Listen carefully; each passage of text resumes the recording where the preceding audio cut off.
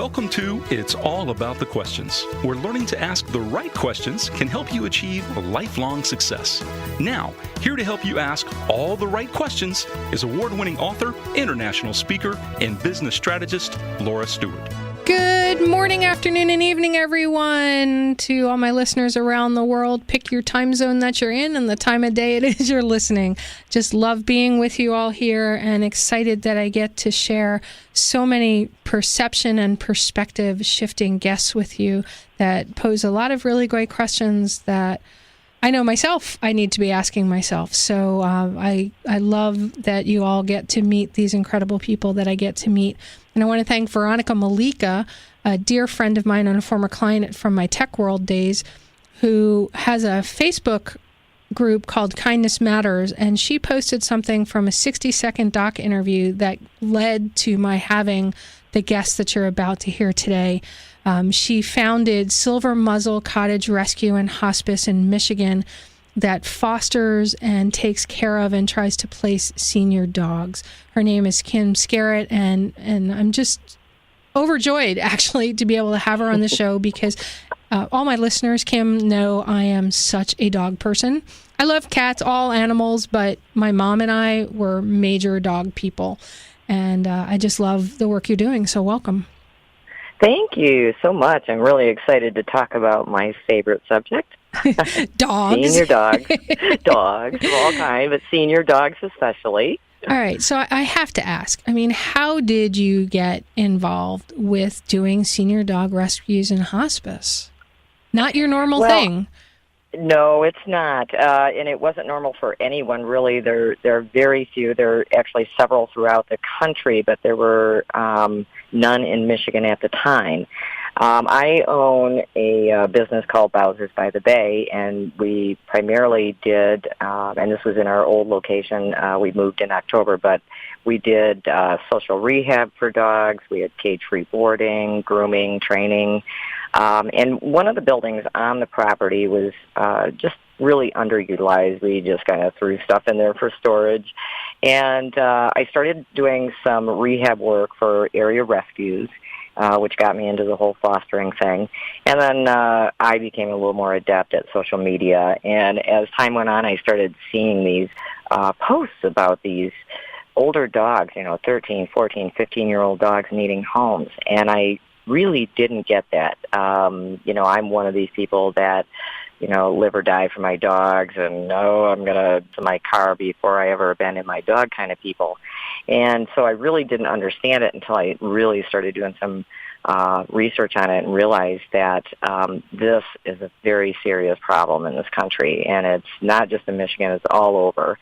So my part was, let's take this building and see if we can't transform it into a home for senior dogs specifically.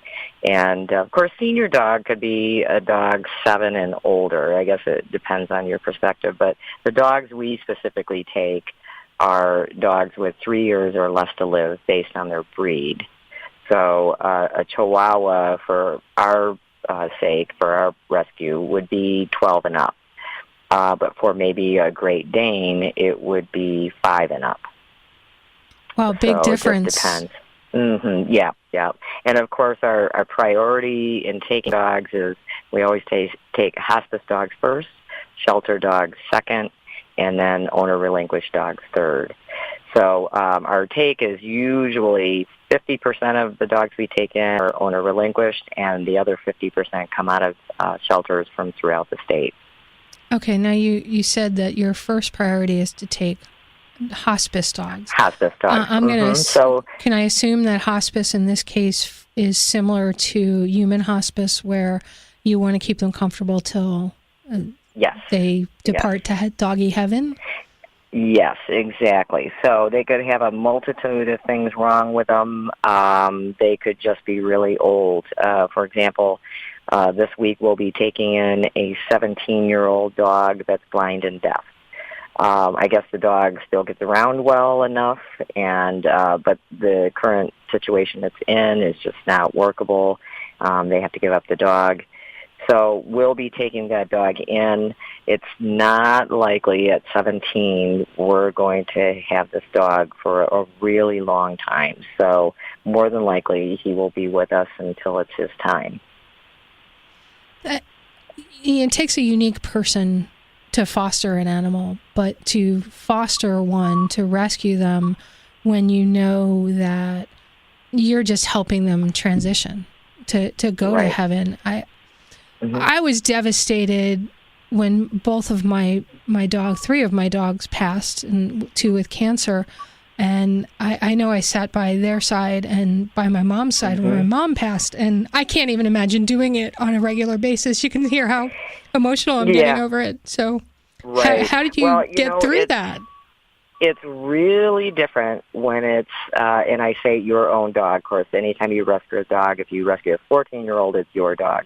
But I think for those of us who are able to do this, and at least most specifically, I can speak for myself only, when I take an older dog in like this, it's really, there's a mission behind it. And I know right from the get-go, this dog is not going to be with me very long, and I have a very limited amount of time, whether it's 2 weeks, 2 months, or 2 years, to make sure that this dog has the best darn possible life. And that includes taking them out on adventures, taking them for walks, taking them to get ice cream, taking them to the water and see if they know how to swim. Let them just experience things they may never have experienced before. If they were somebody's backyard dog and they just weren't well cared for, the endless number of opportunities you can provide for this dog are just, they're endless. And maybe some of the dogs are coming out of really great homes and they were well loved, and so that becomes something. Then the goal is to make sure they continue to feel that love and to have a really great life, and more importantly, to just know right up until the very end that somebody loved them. And dogs are great about transitioning. Sometimes they might be a little nervous, a little out of sorts, and why am I here?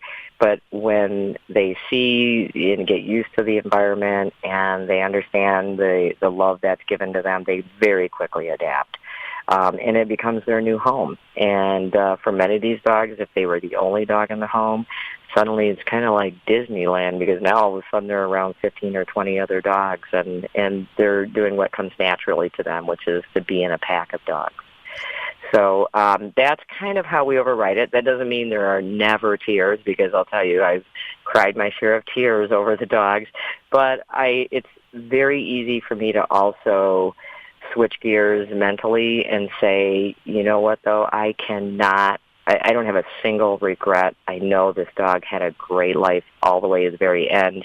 And when we let a dog cross over, a lot of times some people might think we're pulling the trigger a little early, but we don't want them to ever get to a point where they're going to suffer. So if you know the dog has cancer, we don't need to wait till it can't hold its bowels or its bladder anymore, and it won't lift its head, and you can just tell it feels icky. Sometimes there are symptoms that pop up long before those types of symptoms occur, and so we're just as okay with saying, you know what, let's let this dog go now before the suffering starts. And then in the end, we have a little ceremony for them. All the volunteers, that especially the ones who have really become attached to the dog, we gather around the dog. We send it lots of great positive energy before it crosses over. Tell them, see, now I'm going to get broken up. Tell them what a great dog they were. Thank them for being in our lives. And just send them over, letting them know that, somebody's really loved them right up until the very end. I am so emotional right now. It's tough. Like I said, You can't avoid the tears. They come no matter what. And, you get a 2-year-old dog and it lives with you till it's 14. I can assure you the pain of losing that dog is just as great as if you only had a dog for a couple of years. So a lot of times people go, oh, I can't go through it again. Well, you will go through it. Yeah. If you get a puppy, you're going to go through it. It just might not be right away.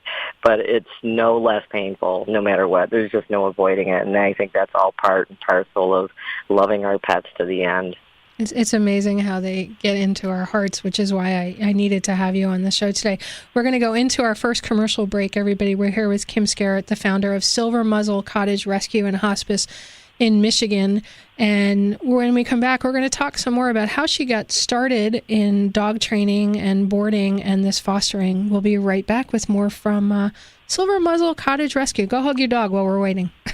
Kim, had you always wanted to work with dogs? You started your business Bowser's by the Bay, but is that something that you'd always wanted to do? Well, it's something I always loved doing. We'll put it that way. Whether or not I thought it was career worthy was something I'd never considered until I was in my early 40s. I was an engineer with one of the big three automakers. And I was miserable. I can do corporate. I don't like doing corporate. It just felt so, it just was meaningless for me. And I really needed to just step away from that job. My life was just not going in the direction I wanted it to. Had a big paycheck, but I was just working. And had an opportunity demonstrated to me that showed me that life is way too short. So I took some time off, and when it came time to, I got to go back to work now, what do I want to do?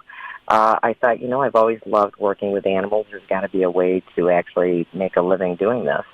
One of the things I'd always done, because prior to working for General Motors, I had always worked in the mental health services industry, and it doesn't always pay a lot of money, so most of us in that field were always working second jobs, and my second jobs, if you will, was taking time and working with area shelters, and I did bathing and brushing and grooming, and then also learned under some trainers and worked with dogs in shelters doing some training. So when it came time to develop a new career path, I thought, maybe I could actually make a living doing this. So off I went. I landed in a small town, one of my favorite towns ever, Elk Rapids, Michigan. And that kind of thing was just really not heard of. I started cage-free boarding, and that really wasn't heard of. That was very new to the world of doggy care. And things just kind of blossomed and went from there.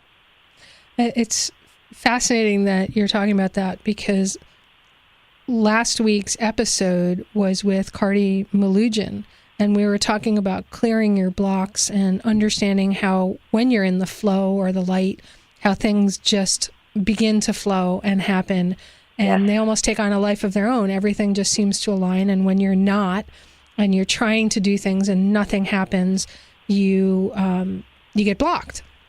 And absolutely. And here you are, you're just talking about giving a beautiful example of what we just spoke about last week with Clardy. So it really did, and that's exactly what it felt like too when I was working these other jobs, which you start out and you think there's some benefits to them. Like I said, the big paycheck, and I traveled a lot with that last job, and I really liked that aspect, but just so incredibly unfulfilling. I felt like a fish out of water.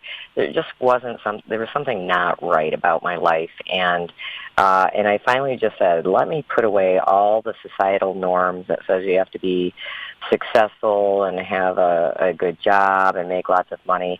I make a fraction of what I used to make. I'm pretty much paycheck to paychecking it. There's not a lot of money in doggy care, but wow, I am 20 times more fulfilled. And that's what gets me through every single day. It's very, very hard work. Working with dogs, everybody says, you're so lucky you get to play with dogs all day. Oh, no. Oh, no, no one ever talks about the amount of poop that you'll clean up or the number of puddles you'll mop and how dirty dogs are when there's 20 to 30 of them at a time. So you learn all those things as you go, and hopefully you get an opportunity to mentor under somebody who can teach you all those things. But I didn't have that, so I learned as I went along, and it did. Everything just kept falling into place, and it was like, okay, I knew actually the minute I walked into our old facility, I knew exactly that was the building I was supposed to have. It was like a lightning bolt moment. And it was the same way when I actually arrived in Elk Rapids for the very first time.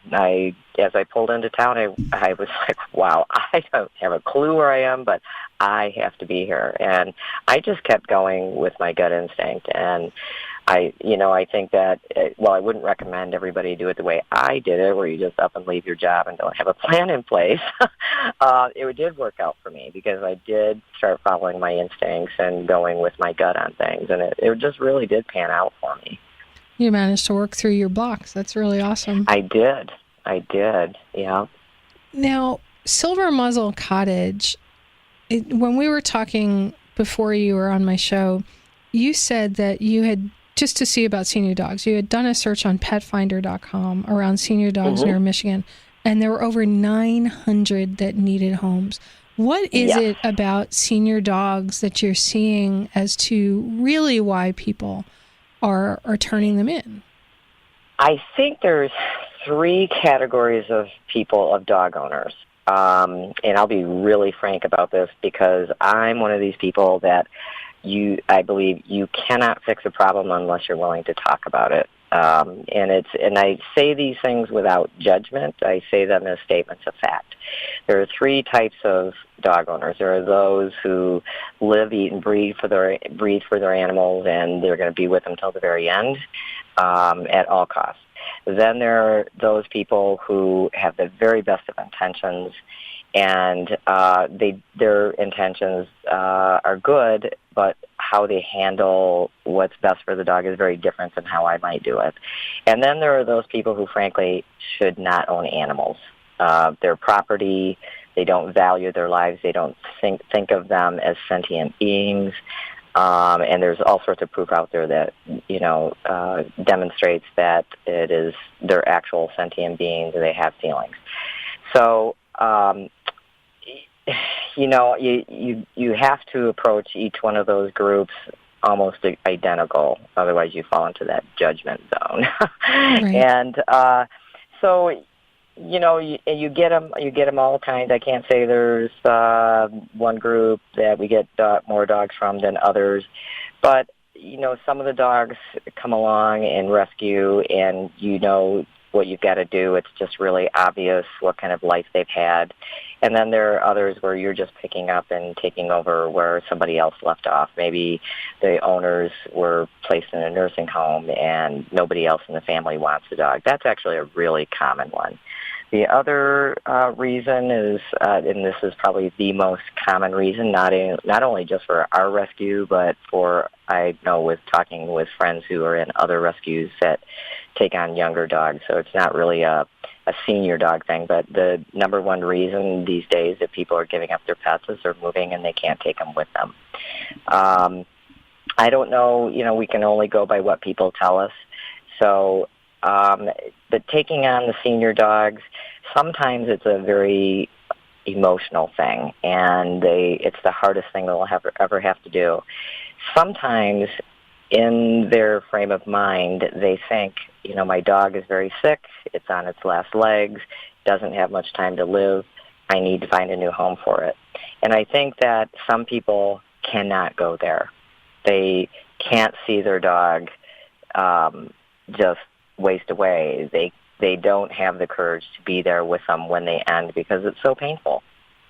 And so, there's a mixed bag of reasons why the dogs end up with us, but we just try to stay really focused on what can we do for this dog right now. Rescue in general is a Band-Aid. It doesn't solve anything. It solves the problem for the dog, but it really doesn't solve the problem of homelessness. And so as long as people continue to have the reasons, both good and bad, for relinquishing an older dog and not being able to stay with it till the end, there is always going to be a need for senior rescues. And I think more and more people want to start a senior rescue. They're seeing the value of it. And again, it's a very emotional pull. People are starting to learn that senior dogs are awesome. I mean, you just don't have the same issues with them that you have with much younger dogs. You're generally not going to be doing the training because they're not wild children. They're not hopefully crazy they've been puppy trained. Energy. Yeah, already. and even if they haven't, they a lot of times, especially the old client, the old dogs that we take, they just want to sleep. They want to sleep. They get up. They go out. They do their business. They like to eat. They get excited to see new people, but it's just not the same energy. It's not an energy you feel like you have to control. It's just, and we always have to be sure that the dogs do well with other dogs because our facility is truly cage-free. So even at night, they're not in kennels. They just free roam the house. I just have this picture and there's a bunch of video that's out there on you guys of just these dogs just kind of all laying together in a heap. Yeah. And if there's a human in there, they're just like at their feet, or if they happen to sit down, they're just on top of the human. Absolutely. Yep. There's not a lot of napping that goes on when we have volunteers coming in throughout the day because they're up and they're going to greet every single one of them. And sometimes it's really loud and crazy because, you can imagine when you have one dog and somebody walks into the house and it's bark, bark, bark, bark, bark. Well, I have 15 to 25 or 30 of them doing that. So it's very loud and crazy sometimes. But that, within 5 minutes, they're all quieted down. Okay. Excitement's done. We're going to go back to bed. Thanks. I just wanted to be acknowledged that I'm here and let you know I saw you, kind of thing, right? Yep, and I have, of course, dog beds everywhere. The furniture is designed for the dogs. It's, I've got to go with leather. When you have this many dogs, you cannot have upholstery because they will lift their legs on it or do whatever because they're in a pack. Yeah. And this is not to say that when somebody adopts a senior dog that the dogs come in to do that. It's often very different when they're alone and they're not in a pack. Their behavior is very different. Gotcha. All right, well, we're going to go into the national news break right now, but we'll be back, Kim, and I want to talk some more about senior rescues and some of the other work that you're doing with the senior dogs and senior citizens. So we'll be right back, everyone, after the national news break. Welcome back, everyone. I am excited, as always, to be here with you. If you're just joining us on iHeartRadio, I am just having a blast with my guest, Kim Skarritt of Silver Muzzle, Cottage Rescue and Hospice. And we've been talking about this wonderful senior dog rescue that she had created. And Kim, I'd like to talk about another part of what you're doing called Seniors for Seniors. Yeah. What is all that about? One of my favorite programs. When we started the rescue, one of the goals was, all right, what kind of great things can we, great adventures can we have these dogs experience? And I used to have, years ago, I had put together a therapy dog group here in northern Michigan, and there were about eight of us with our dogs that would go to area nursing care facilities, and I really saw the value in that. It was just awesome to walk into that room and watch everybody's face light up. They weren't even looking at us. They were just looking at the dogs. And everybody would just light up. And the stories they would tell about their dogs that they had when they were growing up, or, their favorite dog that had passed. And it was just such a wonderfully heart-touching moment each and every time. And I thought, these dogs are old, but wow, can these people relate to them? They often have the same ailments, arthritis, my hips are bothering me, and I don't feel that great today. So I thought, wow, this would benefit both two-legged and four-legged friends. And so we started working with area nursing care facilities, and they're just loving it. They absolutely love it. They, because we have a turnover in dogs, they pretty much get to see a different dog each week. And some of them are dogs that they can have on their laps and they can pet. And then others are so big that, they sit in their wheelchairs and the dog is standing at head level. So it's a mixed bag. They're excited every time to see who we bring. I have some great volunteers that are really dedicated to that program. And we've sort of established some really great contacts in the community. And it's just, we would always love to have more volunteers in that program because there are many facilities that have reached out to us and, we can only get to them. But it's a once-a-week program. We usually go spend about an hour with these folks, and they really look forward to us coming. I know the Mayo Clinic added a dog therapy program at their hospital. Mm-hmm. And they have Right. therapy dogs that people volunteer. I mean, I was up there for some testing and in the Jacksonville, Florida thing, and there were all sorts of dogs of different sizes walking around. And I was like, huh? And they're like, oh, yeah, this is a program Mayo recently started. And I went, okay, everybody's starting to recognize the value of a dog around. Yep, there's actually statistics that show that dogs can lower people's blood pressure. In fact, one of our visits, I got there ahead of the other team members, and I overheard one of the nurses say to another nurse, hey, did you get Mrs. So-and-so's blood pressure? And she goes, no, I'm going to wait another 15 minutes until after the dogs get here because it's always lower. And and you can just tell it's a moment for a lot of these people. They're so lonely. Even if they have family that visits them, they're not there every day. And I know my dad is in a facility, and family member, myself, my brother, we get there as often as we can, but he spends the majority of his day with other people who are also lonely. And so having these dogs come in, and he always will tell me, partially that's because he knows I'm a dog person, but also because it's really, truly enjoyable for him. And he'll say, hey, this lady brought her dog in today, and they even have robotic dogs now because they have found that they don't even have to be real dogs, but just the act of petting a dog is very nurturing for some people. Well, I hope we don't get to the point where that's the only kind of dogs that are out there, the robotic dogs. And I'm a geek. I had a tech company for 15 years, but and you did engineering, but there's something about that real the real deal. So it sounds like. But some hospitals and some facilities, they are not jumping on board with it. Really? And I imagine it's liability reasons. Sanitary. Yeah, and it's true. Dogs are. They're furry little beasts, and they're not the most sanitary things. You can't put little paw sanitizer on them or anything. But I really think that the benefits just far outweigh the risks. And I say kudos to those facilities who are taking advantage of what dogs can do for patients and what a healing element they can be. Yeah, and I'm sure that the dogs are typically cleaner than the hospitals and the nursing homes because, I had pneumonia once and I thought for sure the doctor was going to send me to the hospital because I had a partial lung collapse. And he goes, no, he said, I'm afraid you'll get sicker if I send you to the hospital. So I'm sending you home with care. And we're just going to monitor you, he said, because I think you have a better chance of living out of the hospital. And that's true. So, I mean, I love the fact that everybody seems to get rescued in this relationship.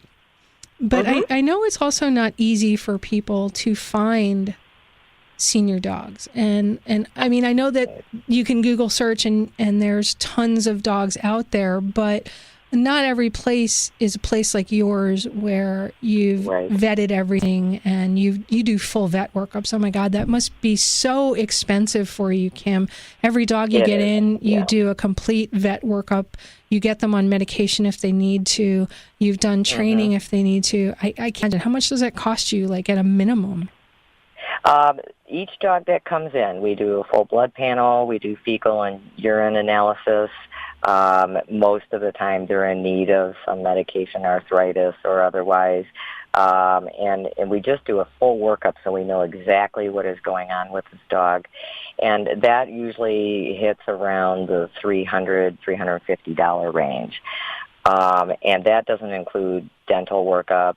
That doesn't include any x-rays that might be needed or any other tests that are outside of the norm. So it can sometimes be as expensive as $1,200 to $1,500. So we solely rely on public donations for this. Could not do it without it. Because you're not funded by any federal or state programs, right? No, it's just solely public donations for people who really get the cause and really support it and want to see us going. Because there's some that, they can't foster and they can't take on another dog, and they love the cause. Sometimes giving money so that we can do what we need to do is the way they contribute, and that is just is so invaluable. I can only imagine what your pet food bill is. Oh, yeah. Every month, well, and again, treats. We have an Amazon wish list, and we put our dog food out there, and just about as soon as I put the wish list up, we get the bags of dog food in the mail. It's absolutely mind-blowing how people are supporting this, and it's, you get to really interact with all these dog lovers and senior dog lovers, and it's really, that is one of the beautiful, beautiful things about being in rescue, particularly for senior dogs. If somebody's not in the Michigan area or can't get there to volunteer with your rescue or find a senior dog that you have, how can they go about making sure that wherever they get one from is okay and that it'd be the right dog for them? I'd say, when you get a dog out of a shelter, much of it is a mystery. They generally can't even tell you if the dog is housebroken, because most shelters, their dogs are in kennels from, say, 5 in the evening until they get back there at 7 in the morning. So I don't know too many dogs that can hold it for 14 hours. And then, of course, they're in kennels throughout their day and not always tended to as regularly as a senior dog might need to be. So there are a lot of unknowns about the dogs in shelters. But that being said, there's many shelters that are doing their darndest to get those dogs out of there and sometimes into foster homes so they don't have to stay in a shelter where the dogs are younger, higher energy, barking and carrying on all the time and making them nervous. But the best way to do it is to contact an area rescue where it's foster-based. And the minute the dog is pulled from a shelter or owner relinquished, it goes into a foster home, and that foster, is the temporary mom or dad for that dog. And if you go and you inquire about that dog, they can tell you just about everything you want to know, what the dog likes, doesn't like, the best way to handle it, if it's got any health issues or behavioral issues. So that is truly the best way to do it, is go through a rescue. And I will say there's some strange thought process out there that rescues are out to make money. I don't know where that started. I don't quite understand the thinking, but I will say on behalf of all rescues, rescuing is a financial loss. I don't know of anybody who is making money in rescue. Our adoption fee for our dogs is $150. Wow. I just said, we start out at $350 putting it out on these dogs, and we only get $150 of that back. So there is no money being made. Nobody's profiting off it. Most rescues are volunteer-based. Okay, so and on that note, we're going to go into our last commercial break. We'll be right back. All righty, super. Kim, my second dog I got from a rescue, Paws in Connecticut, in Norwalk, Connecticut. Mm-hmm. And, I swear that I didn't pick Frankie. Frankie picked me. That's usually how that works. I remember they had reached out. A friend of mine worked at the shelter, and it was over Christmas, and a friend had reached out and sent me this picture, and my previous Boston had died 5 months or 6 months before, and it was Christmas. It was actually Christmas Eve. She sends me this note, and she goes, "Look what somebody just dropped off." And I'm like, I'm in Florida and not up in Connecticut at the time, and I'm going, I'm not ready. And she goes, "Well, we can't do anything for 2 weeks, and you'll be back by then." And I went, "All right." So I was like, all right, I'm going to do this. I feel like this dog is calling my name. And I show up at the shelter, and they said, "Okay, well, just wait a minute, and we'll bring Frankie out to you in the lobby area first." And then I remembered I had something in my car I needed to bring in to donate to them. So I come back in, and there's Frankie, and they were giving the dog a treat, and she turns her head over her shoulder and looks at me. And I'm sure you see this all the time. And I was like, okay. and then goes back, gets the treat, and then they have me go over, and I squat down, and Frankie doesn't come over to me. He's just kind of looking at me. And finally, I just opened my arms, and I went, Frankie, what do you want? I'm here. Next thing you know, the dog has leapt up into my arms, got her paws around my neck, and is giving me like the bath of a lifetime. And they just looked at me and they said, well, we think Frankie's chosen. And they said for the entire 3 weeks that she had been there, because they needed to make sure nobody was going to come back and take the dog back and check everything, do all the stuff you do, that Frankie didn't respond to anybody. Nobody. That's amazing. And when I finally said, okay, I'm going to get Frankie, and they went to take her away to prep her, she didn't want to go, was like screaming almost. And I'm like, it's okay, you're going to come with me. Well, then we leave and go out to the parking lot, and I wanted to walk her first. She would not go past my car. Had never been in my car. But isn't that amazing? Planted paws, like I am not going past. So then we get in my car. Yeah. And my car doesn't start, so I had to get a friend to come pick me up and a tow truck to come for my car. Get to my house and take Frankie into my house and give her a little tour. And then we had to go to a friend's funeral, and she said, bring Frankie. So I bring Frankie to the post-funeral thing, and she wouldn't leave the side of my friend Adelaide, refused to leave the side of the widow. And I get home 5-6 hours later and let Frankie in. I said, okay, Frankie, it's time to go to bed. I couldn't find the dog. I'm searching through the entire house, can't find Frankie at all. I'm starting to freak out because, where could this dog go? I finally get upstairs. She's laying on my bed, staring at the door, going, what took you so long? Yep. And she was probably thinking, what took you so long when you got to the shelter? Yeah, totally. And so how does somebody know? Do they just let the dog decide if they're trying to rescue, or what's your recommendation? Again, I think it's one of those intuitive things. If you're making a decision based on, that dog's cute, you're probably going to end up with a dog that's not suited to you. That doesn't mean 100% of the time it happens that way, but I really think the dog will let you know if you're a good fit, and I think also that people just kind of know this is the one, because you hear that all the time.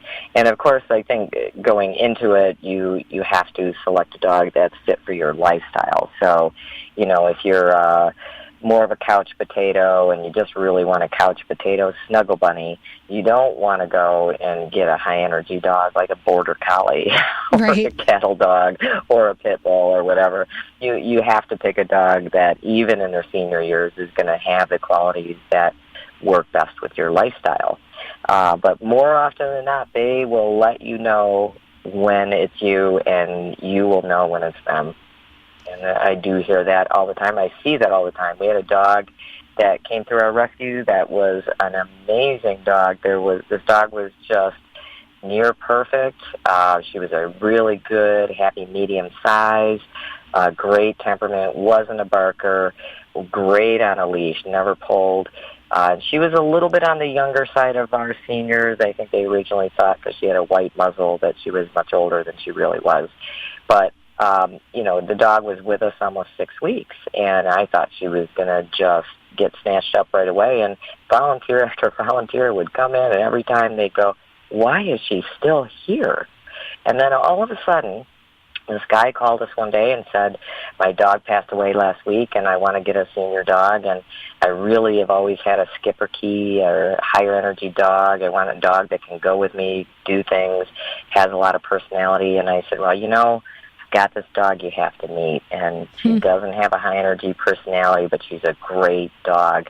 And he goes, come over and meet her. And he's watching her as she's, really mellow, and she's walking around. And he goes, I was kind of hoping for something with a little more personality. And I said, tell you what, I don't normally do trials, because I feel like when you adopt a dog, you take them home and you make it work. It's, that commitment you're making.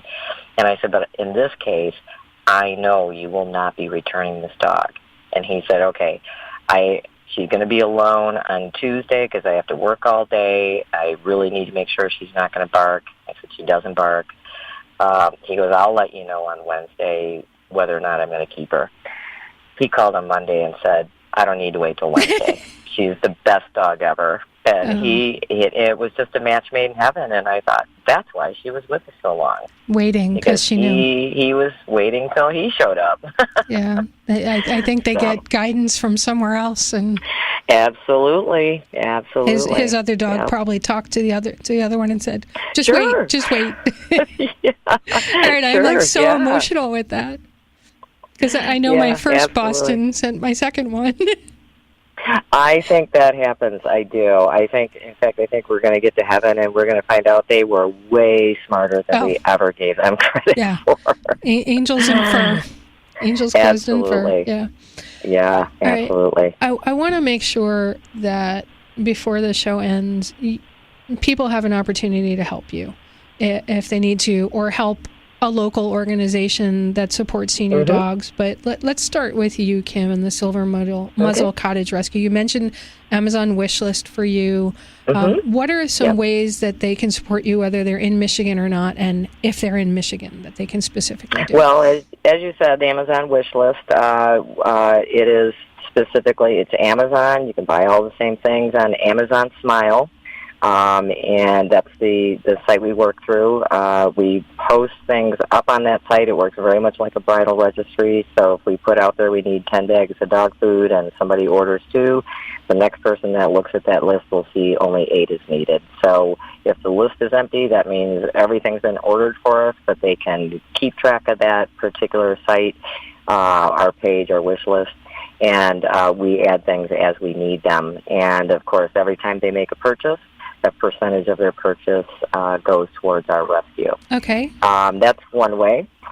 We do take cash or checks, the standard checks. Those can be made out to Silver Muzzle Cottage, and our address is 3785 Rice Road Northwest, and that's in Rapid City, Michigan, 49676. And then we have an online portal that through PayPal Giving Fund. They can hop on that, use our email address, silvermuzzlecottage@gmail.com, and give to us that way. Okay. And if for some reason they just can't deal with all of the email, the electronic thing, what's a phone number they can reach you at? 231-264-8408. And say that one more time. And, of course, 231-264-8408. Okay. And, of course, we do have a website. It's silvermuzzlecottage.com. And then we also have a Facebook page, and that's actually where most of our activity takes place. You can find some basic information on our website, but most people are looking for pictures of dogs that are adoptable, and we don't do that because it's not cost-effective. We have such a turnover in dogs, whether it's because they've passed or they're getting adopted out, that it would be, pretty costly for us to pay our web guy to constantly be updating our page. But they can go to our Facebook page, and we have a photo album in our photos section that is titled SMC Adoptable Dogs. Oh, I love that. So I want to thank you so much for being here with me today and just sharing your stories and the work that you do. I am just so honored to be able to have you on my show.